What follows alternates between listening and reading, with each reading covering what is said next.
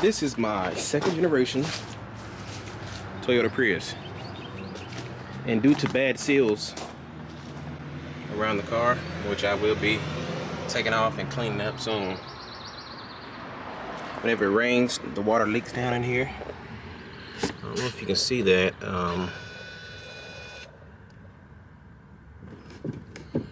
Here we go.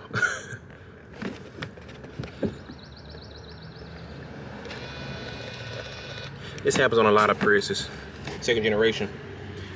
So I'm gonna be draining the water out. That's a better view. That plug right there. So we're gonna remove that plug and watch all the beautiful water run out.